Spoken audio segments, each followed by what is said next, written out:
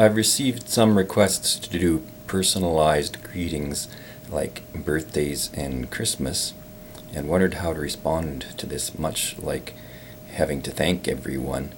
Of course, I want to wish everyone well and not just one person. And the way I try to do it is something I do year-round in bringing attention to and overcoming people's obstacles, mental obstacles that have been imposed through propaganda against wanting to live and to be young again.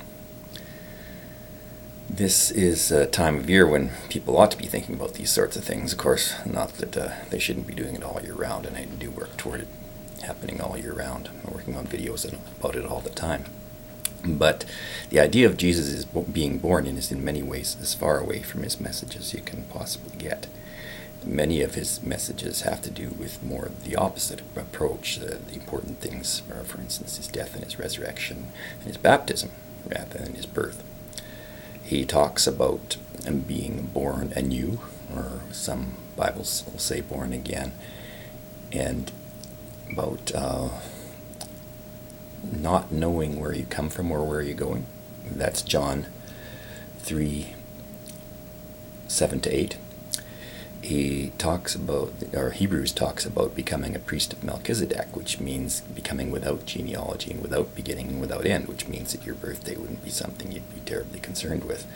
And that is Hebrews 7:3. In the book of John, chapter 1, verse 3, there's talk about Jesus being the creator, rather than, so in a way, kind of giving birth to everything else, rather than being the one who's born. And in John 1:13-14, it also talks about the Word becoming flesh and being born of God rather than being born of man. So in that case, in the book of John, Jesus doesn't even have to be born at all. He could have simply manifested and not really violated the message of that particular gospel. Even when he is born, he's born in two slightly different time periods, and not necessarily in either one of them at the time of year when we celebrate Christmas, because shepherds don't watch their flocks by night in late December in Israel. He talks about belief making your family rather than birth making your family in Mark 3:35, so that it's a question of relatives being chosen by belief rather than something you're born into. There's a seek and ye shall find message as well in Matthew 7:7, in that you look for and ask for life rather than just being born into it, an eternal life in that. This carries over into one of the things that people think about at this time of year, which has to do with Santa Claus, and the fact that a guy actually made the equivalent of Santa's sleigh many years ago. He did this work in the 60s and late 60s, early 70s, and had been working on it for many years before. This is John Searl, and it's discussed in an interview from the Vinny Eastwood Show. He talks about making this saucer. He built this flying saucer that would have many of the properties, at least implied, of Santa, which would mean you have to move really fast, and you have to be able to visit all the places in the world in one night. The way you do this is implied by the use of a physics term, entropy, which you can look up in the interview as to how they say it. But the guy who does it is sort of a technical person, and he doesn't completely explain the full implications of what he says. Entropy is known by one definition in thermodynamics as the arrow of time. It's what tells us what direction time is flowing. So you make the arrow point the other way, and you would have something that is a time machine.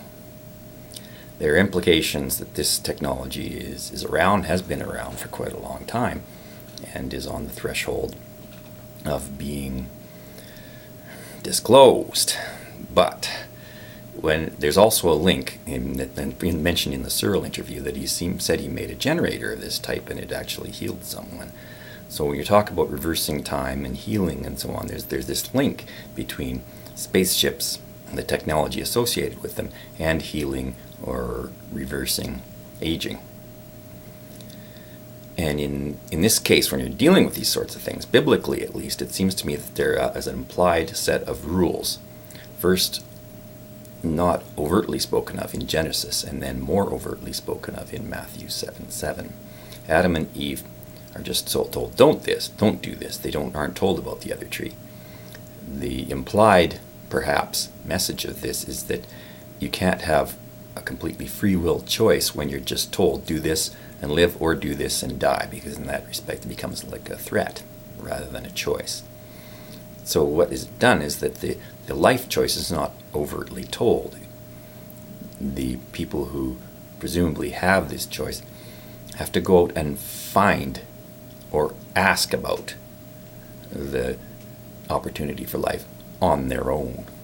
And that, it seems to me, is what we have to do at this point, because there are all these hints that this technology of limitless travel and life extension, rejuvenation is available, but only if we ask for it. And it will be difficult to make it available as a society so that people who've achieved it can live in the open without being hunted down and persecuted.